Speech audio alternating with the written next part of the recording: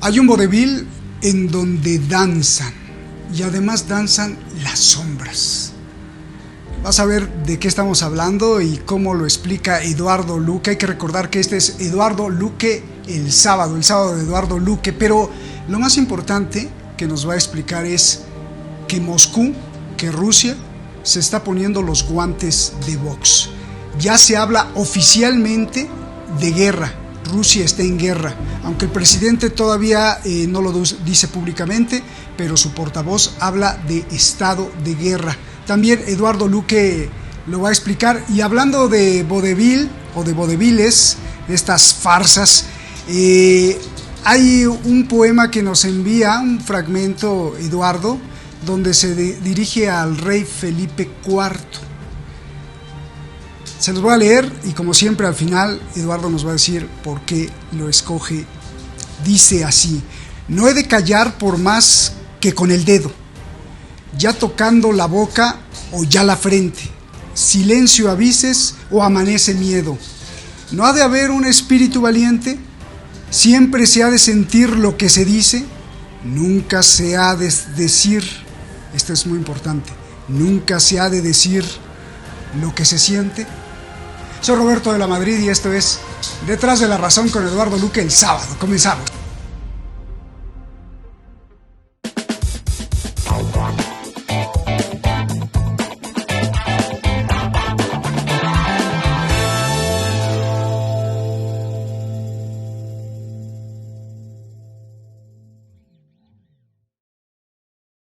Muchísimas gracias, como siempre, por estar aquí en este espacio defendiendo la libertad. Eduardo, pues te recibimos con mucho gusto, más en estos sábados que de verdad que han tenido mucho éxito.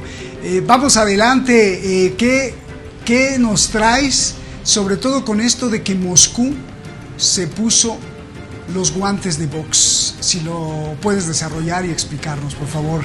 Adelante. Sí, fundamentalmente ha sido a consecuencia del atentado contra el Crocus City Hall de aquí de Moscú, que ocasionó, como ya todos sabemos, 142 muertos, según las últimas cifras oficiales, y otro centenar de heridos, ¿no? Un atentado absolutamente execrable que estaba pensado básicamente para matar al mayor número de personas posibles.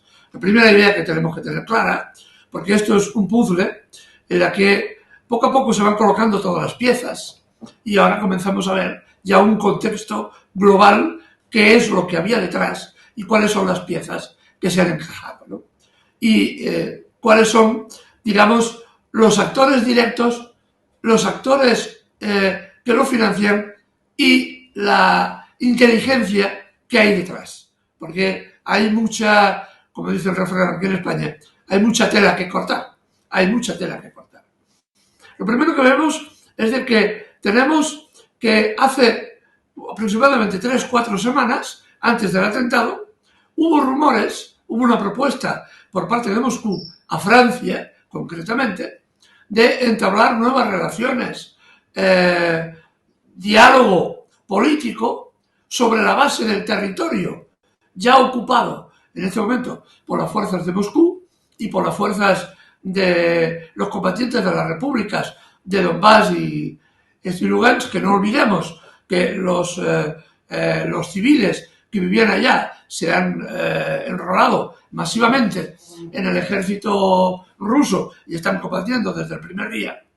Y había propuestas por parte de Rusia, a Francia concretamente, de sondear la posibilidad de algún tipo de acuerdo político que implicara, como digo, lo conquistado está conquistado, dejemos una salida política a Ucrania en Odessa, hacia el mar, hacia el mar Negro, y vayamos a la desmilitarización del ejército ucraniano, que solo se convierta en una especie de policía estatal. La respuesta de Occidente, que no fue ni la respuesta de Zelensky, ha sido el atentado contra Moscú. Evidentemente, esto abre otro espacio completamente diferente. Ya no puede plantearse Putin ni nadie en su sano juicio en Rusia llegar a un acuerdo en estas circunstancias, que no sea la eliminación completa del Estado ucraniano. Lo que presumo que podemos ver a continuación es cómo desaparece Ucrania como Estado. Tal día como hoy, se habla ya de que las fuerzas militares están reforzando Kharkov porque piensan que el ataque masivo de Rusia va a comenzar por la zona de Kharkov, por la toma de Kharkov, para ir ocupando territorio finalmente hasta Odessa, que sería el segundo gran objetivo a conquistar, ¿no? Y ya se está retirando, se obliga a la población civil a abandonar la zona de Kharkov. Más de 50 pueblos han sido evacuados, en gran parte también por otra razón. Ucrania sabe que la población que está en Kharkov y en la zona limítrofe que fronteriza con Rusia son ciudadanos rusos. Por tanto, estarían muy contentos con que las tropas rusas los liberaran de lo que ellos dicen el yugo ucraniano, ¿no?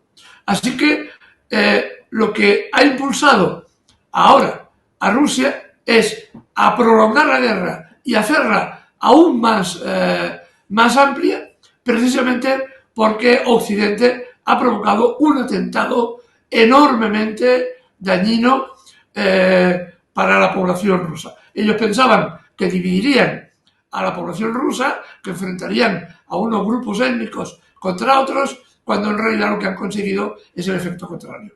El país se ha unificado como nunca y ahora las cifras, por ejemplo, eran muy evidentes. Desde que se produjo el atentado, se firman voluntariamente unos 1.800 soldados diarios, firman voluntariamente enrolarse en el ejército ruso, que no va a necesitar ninguna leva obligatoria, porque con los voluntarios que tiene de sobras para conquistar lo que quede del territorio ucraniano. Eso es lo que ha conseguido el atentado.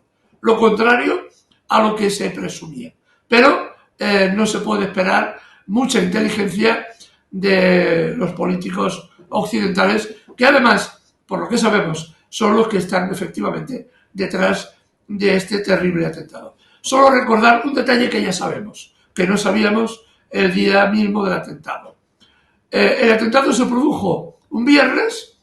Curiosamente, dicen que son yihadistas, radicales, pero ni el ISIS ni los más radicales islamistas del ISIS en Siria jamás habían atentado en el mes de Ramadán, y aún menos en un viernes que se considera como un día poco menos que sagrado, ¿no? Jamás lo habrían hecho. Ahora sabemos que estos personajes que hicieron el atentado no lo querían hacer ese viernes, sino mucho antes.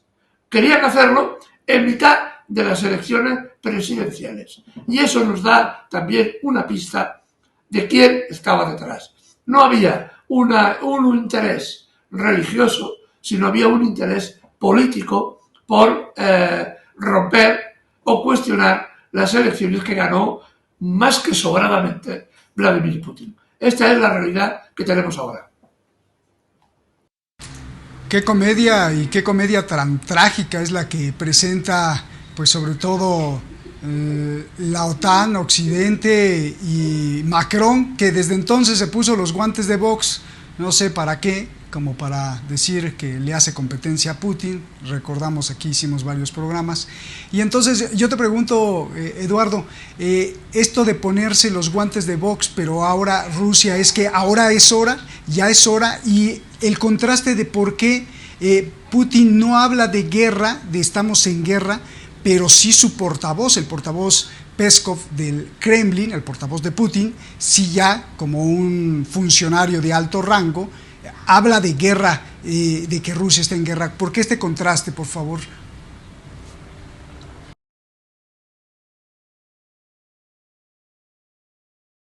Hasta ahora Rusia hablaba de una acción militar limitada con el objetivo de recuperar las zonas del Donbass y Lugansk, es decir, poco más o menos el 25-26% de territorio ucraniano. en el momento en que se produce el atentado y Peskov llama a las cosas por su nombre y habla ya definitivamente que el país está en guerra, ya no se va a limitar a conquistar los trozos, a reconquistar el Donbass y Lugansk, sino va a ir mucho más allá. Va a ir a Kharkov, va a ir a Odessa, va a ir a Kiev, y yo apunto que incluso irá un poco más lejos.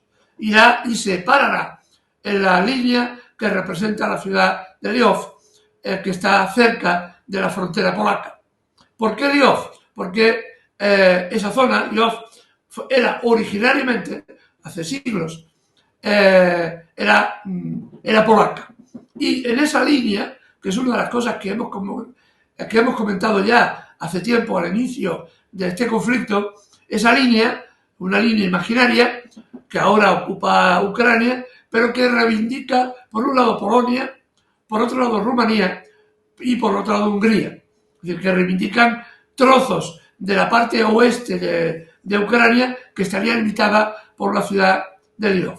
Entonces, con esta declaración, Peskov ya avisa de que ya no se van a limitar a recuperar Donbass y Lugansk, sino que van a ir a por todas. ¿Cuándo? ¿Cómo? ¿Y de qué forma? Eso sabemos ya por la dinámica que hace Putin y cómo trabaja. Eso lo decidirá Vladimir Putin y su Estado Mayor. No lo impondrá la OTAN por más baladronadas, chulerías y voces fuertes que den. El ejército ruso hará lo que tenga que hacer en el momento en que considere oportuno y no se dejará llevar por la agresividad vocal, porque son bocazas muchas veces, de algunos dirigentes políticos occidentales. De todas formas, quiero añadir otra cosa. Ya sabemos que hay unidades de la OTAN al sur de Kiev. El otro día se dio una cosa que ha salido poco comentada en la prensa occidental, porque evidentemente después explicaremos el poema y verán los teleoyentes cómo tiene relación con lo que estoy explicando ahora. Porque en la televisión occidental salen las noticias que interesan a unos cuantos que salgan, y no todas, y dan la versión que quieren y les interesa. Llamó el ministro de Defensa francés al ministro de Defensa ruso. La primera vez que se conozca en más de año y medio. Es decir, desde el inicio de la guerra, jamás el ministro de Defensa francés, que es un señor muy creído y pagado de sí mismo, como es su presidente, el señor Macron, llamaba al ministro de Defensa ruso, señor Shoigu. Le decía dos cosas, básicamente. La primera, que ellos no tenían nada que ver en el atentado. Por Dios, a mí no me metas, porque evidentemente, si se reconoce la intervención francesa en este atentado, las represalias rusas podrían llegar a devastar todo el país. Estamos hablando de cosas muy serias. Un Sarmat, uno de los misiles balísticos rusos, es capaz de destruir toda Francia de un solo golpe. Y esto lo saben perfectamente los franceses. Por más que sean como gallitos de pelea, ¿no? Y la segunda cosa importante que le dijo fue que por favor, no matara a los soldados franceses. Porque los soldados franceses, las unidades especiales, ya están al sur de Kiev. Cuando salió la nota de prensa que filtraron a los medios occidentales, se olvidaron de otra parte de la nota de prensa de la conversación, que sacó inmediatamente los portavoces rusos, ¿no? Diciendo que efectivamente Shoigu le dijo, el ministro de Defensa ruso, le dijo al ministro de Defensa francés que sabía dónde estaban las tropas francesas acantonadas, están al sur de Kiev, en qué ciudad y en qué escuelas estaban durmiendo, para decirle, cuando quiera, cuando considere oportuno, tus tropas serán objetivo militar de primer orden. Esto es lo que se está negociando por debajo, a pesar de que Macron levanta la voz y cacarea y dice que no sé qué y dice que no sé cuánto. Su ministro de Defensa llama al otro y dice, oye, no me vayas a matar a mis soldados, ¿no? Y el otro le responde, haré lo que tenga que hacer en el momento que considere oportuno. Tus tropas son tropas de ocupación y como tal serán tratadas. Es decir, veremos cómo se desarrolla la situación. También sabemos otra cosa ya, que estos 1.500 hombres y mujeres, no sabemos si en el paquete militar irán también mujeres al frente, franceses de la Legión extranjera, no sabemos, bueno, mejor dicho, sí que sabemos ya que son el primer escalón. Francia ha dicho que solo enviarán 1.500 hombres. Es mentira. Ya ha salido publicado en la prensa francesa, porque hay muchos generales franceses que están muy incómodos y muchos oficiales que se preguntan que qué puñetas, si me perdonan la expresión, hacen en Ucrania para morir. Le están preguntando a su presidente que a dónde va para enfrentarse a una muerte cierta en un país que a ellos particularmente, pues Rusia, como a nosotros, como cualquiera de nosotros, ni los ucranianos nos han hecho nada, ni los rusos nos han hecho nada, ni nadie nos ha hecho nada para que nos metan en una guerra, ¿no?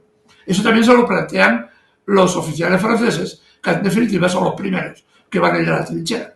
Esto también es otro problema que tiene Macron, muy gordo, y que tampoco ha salido en la prensa. Salen de forma fragmentaria. Así que tenemos una situación que se va complicando por momentos, ¿no?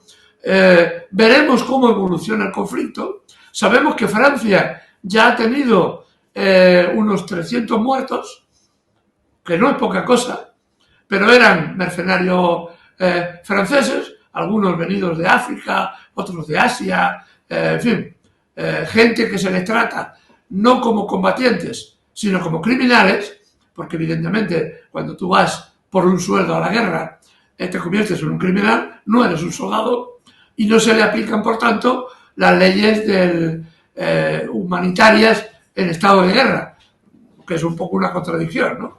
Leyes humanitarias en estado de guerra, cuando la guerra es la expresión de la deshumanización. Pero en fin, esto es otro problema, ¿no? Pero esta es la realidad, ¿no? Ahora mismo tenemos ya tropas acantonadas francesas también, y incluso van a recibir apoyo, parece ser, de los Países Bajos, que enviarán una gran parte de su ejército, suponemos, también al frente ucraniano, unos 5 o 6.000 soldados, porque no hay más. Fíjense si es ridículo todo esto, como tú bien decías, Roberto, que además Letonia va a colaborar con el bloqueo militar estadounidense a los yemeníes en el Golfo de Adén, y envía una fuerza militar poderosísima. Un soldado. Los países nórdicos envían un soldado, un oficial, un capitán, uno solo, ni un barco, ni un avión, ni un fusil, un solo soldado, lo envían al Golfo para colaborar con la lucha contra los yemeníes. No es una broma, aunque lo parezca, no es una broma, es verdad. Envían un soldado como reserva operativa para dominar el estrecho de Shat al-Arab en el Golfo de Adén. Si no imaginé a un soldado con su remo y su salvavidas, ¿no? O un kayak, ¿no? Así. Algo así. Cuando lo leí pensé que era una broma, alguien que había colado un fake news, y no, lo comprobé después, salía muy ufano, me parece que era el presidente de Letonia, me parece que era, ahora no sé, que tantas cosas que pasan que a veces uno no se acuerda, diciendo que iban a enviar tropas a apoyar a Norteamérica, Reino Unido, y las tropas no eran en plural, eran en singular. Era un soldadito pobre que enviaban allí al frente, porque además no tienen barcos tampoco, ¿no? Es decir que estamos hablando de este tipo de cosas, de políticos que realmente yo me pregunto si es que si hay alguno que esté bien de la cabeza. Porque, vaya, es que no forma parte de un razonamiento. Escuchar, como ya dijimos aquí en una ocasión, que los lituanos presumían de que desfilarán en la Plaza Roja cuando hayan conquistado Rusia con un ejército de 20.000 soldados. Bueno, uno se queda ojiplático, realmente. Pero esto es broma, y no es broma, pero hay una realidad muy compleja en el frente ucraniano que cualquier día nos podemos encontrar con gravísimas consecuencias.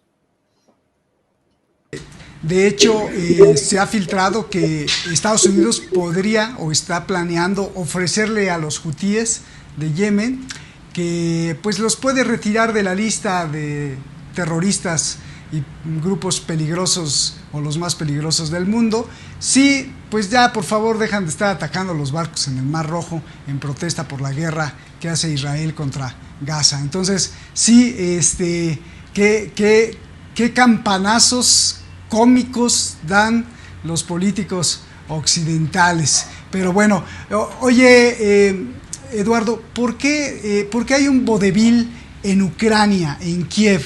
Un desfile de políticos occidentales de Estados Unidos que llegan, se van, hablan, tratan de imponer, negociar, jalan. ¿De qué se trata este desfile también de parodia, también de comedia ahí en la capital de Ucrania?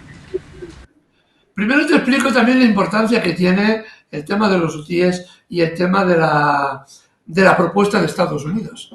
Si Estados Unidos ganara la posición en el estrecho, si controlara el estrecho, no haría esta proposición a los yemeníes. No les diría, os saco de la lista de terrorismo si él ganara la guerra, si el conflicto en esa zona lo controlara Estados Unidos, no haría esa oferta. Esa oferta lo hace porque los hutíes han conseguido lo inimaginable.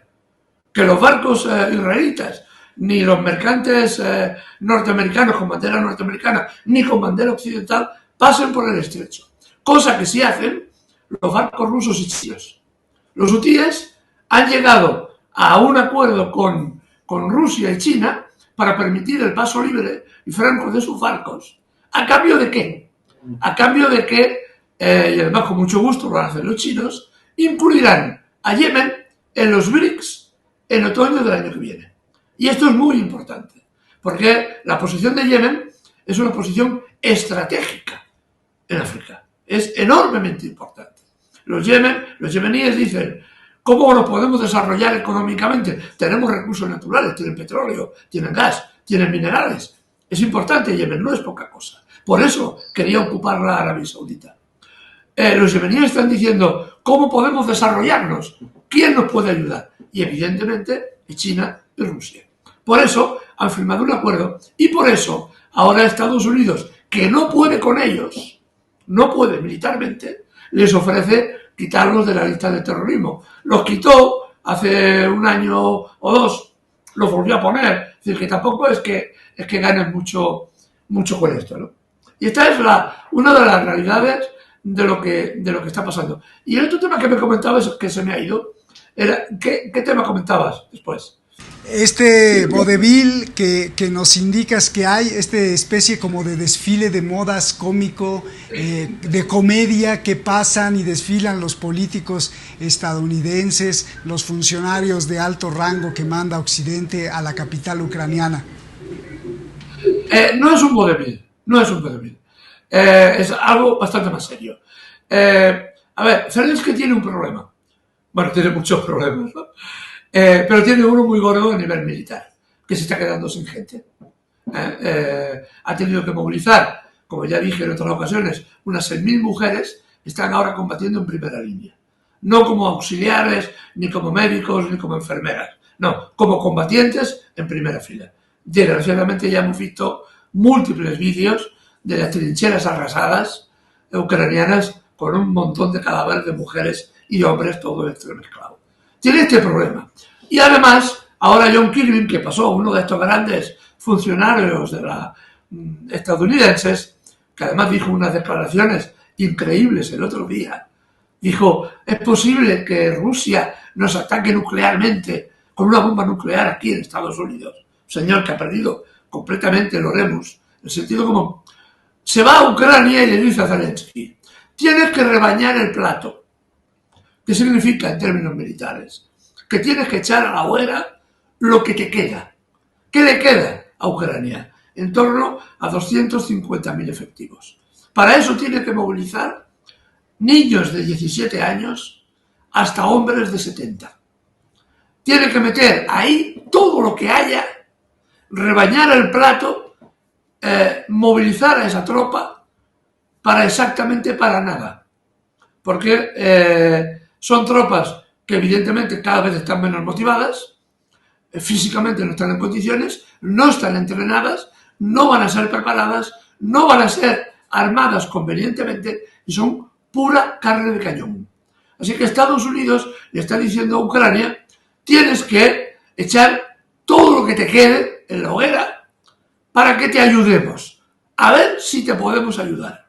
Porque esto es lo que se está diciendo. Estados Unidos ya ha dicho que ya no envía más dinero y ahora el único problema que tienen, la única posibilidad de financiación son la Unión Europea, que está presionando a Biden para que la Unión Europea suelte 60.000 millones de euros en 5 años, que es la financiación, una financiación harto escasa, porque estamos hablando de en torno a lo mejor 10-15.000 millones de euros por ejercicio, cuando solamente para mantener el Estado ucraniano en funcionamiento se necesitan unos 7.000 millones mensuales. Es decir, que contando además que una gran parte de ese dinero va a ir a parar a manos de Zelensky y la camarilla que lo rodea, porque el nivel de corrupción es enorme. Así que de armas para los pobres soldados ucranianos, y hay que decir pobres soldados ucranianos,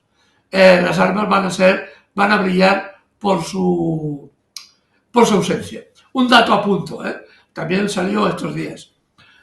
Para presumir, Zelensky reúne a las nuevas brigadas de combate que ha creado para entregarles el banderín, un acto militar que se hace, el banderín, a los oficiales, las medallas y tal, y entonces la unidad militar ya se considera que está apta para la guerra.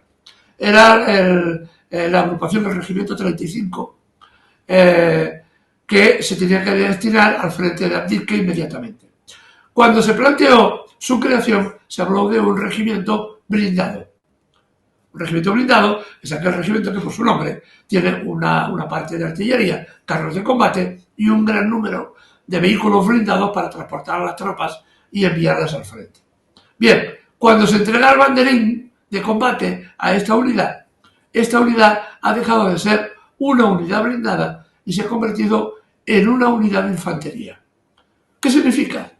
Que esa unidad no tiene carros blindados, solo tiene camiones para moverse y camiones que no están blindadas. Y el resto de equipamiento tienen que cargarlo la infantería a hombros o a caballos, como se hacía en la Primera Guerra Mundial, y trasladarlo al frente, lo cual evidentemente es mucho más difícil, infinitamente más peligroso que cuando va protegido por un blindado, ¿no?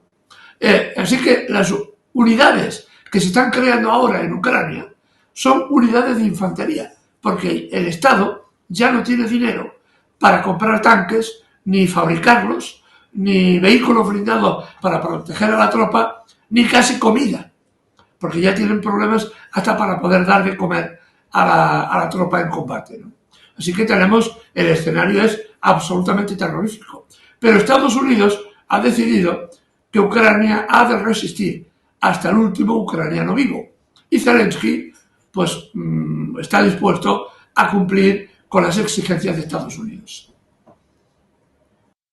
Terrible como vamos, va a llegar el momento en donde van a enviar a 2 soldados y 2 burritos, y luego además burritos de los burros, ¿no? Porque ahí están los tacos estos que son de tortillas especiales muy ricas.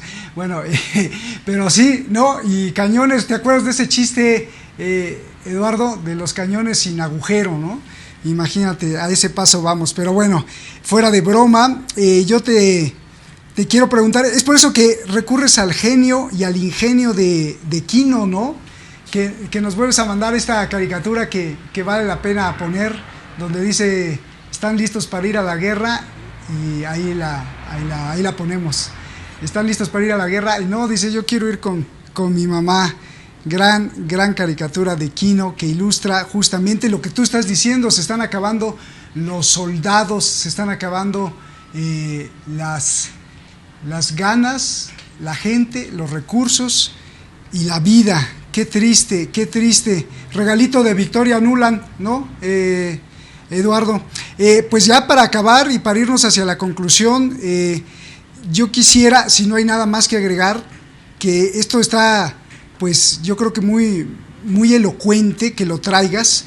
Lo voy a volver a leer, que es un fragmento de Francisco de Quevedo, y consideras que es uno de los mejores poemas satíricos contra los poderosos, yo iba a decir pedófilos, en este caso el válido entre comillas, del rey español Felipe IV en aquel entonces, que decía así: no he de callar por más que con el dedo, ya tocando la boca o ya la frente, silencio avises o amaneces miedo.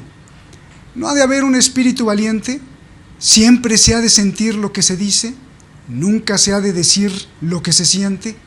¿Qué lees aquí, Eduardo? Primero hay que poner en contexto. Este poema hay que ponerlo en contexto, ¿no? A ver, Francisco de Quevedo y Villegas, como sabrán los telespectadores, es una de las mejores plumas, de los mejores poetas que ha dado España en el siglo de oro. Estamos hablando del siglo XVI, ¿no?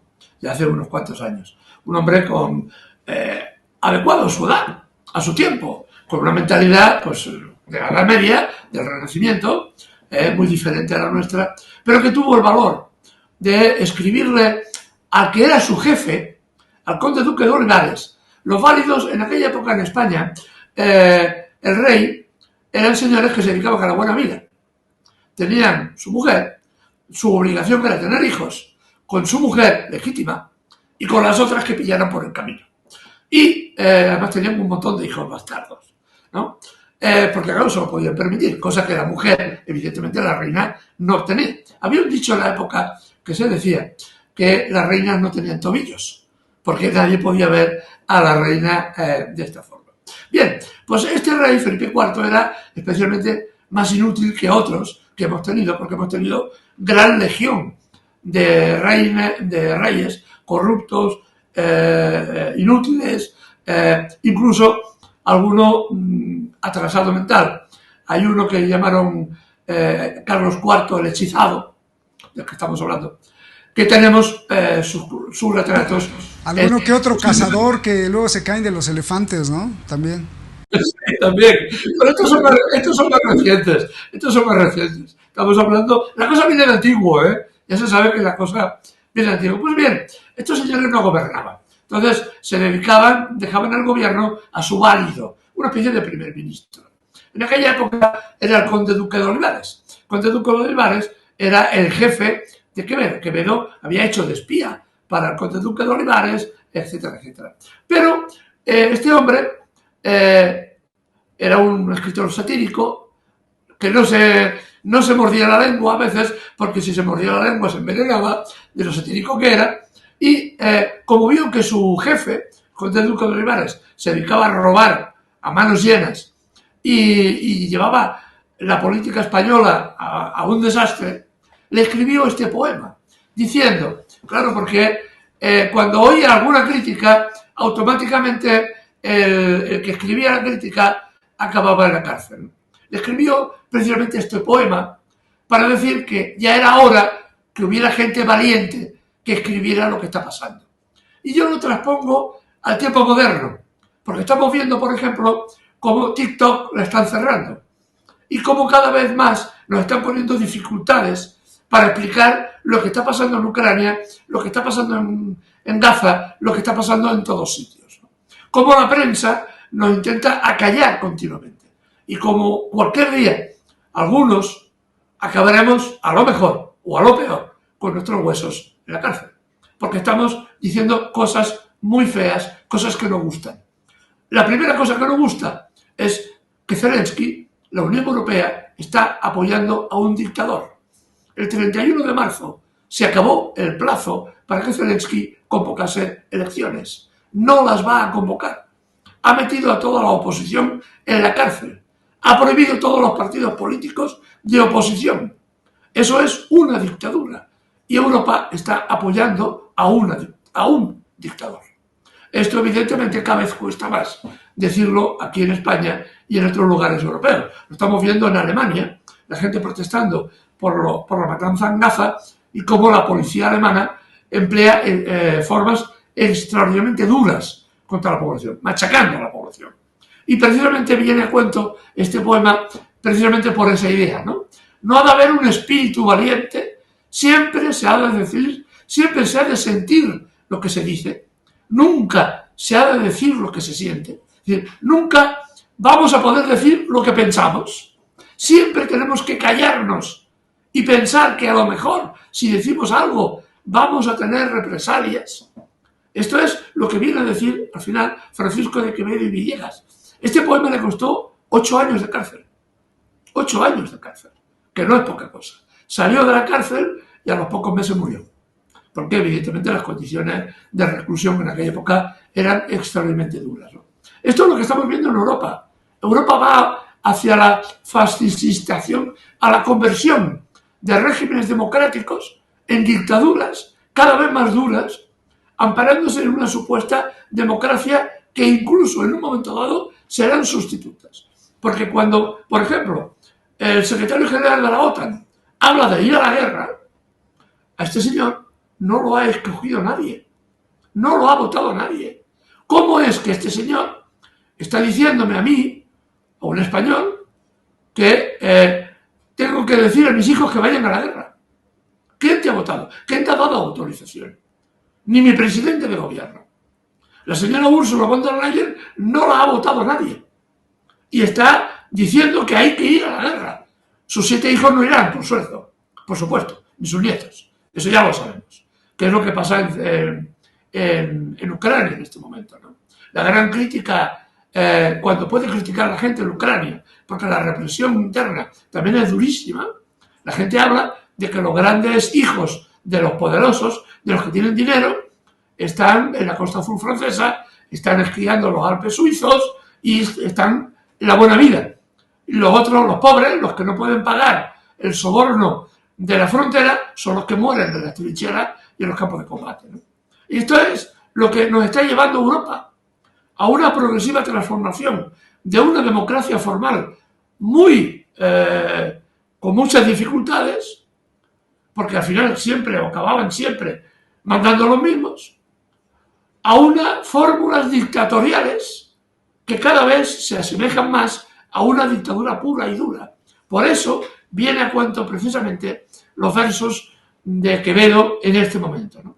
Esto es una sensación que nos está dando no solo a mí, sino a muchos de los que hablamos por televisión, que intentamos explicar que tenemos otra visión de las cosas que no es la que dicen la prensa occidental, ni los medios de pago, ¿no?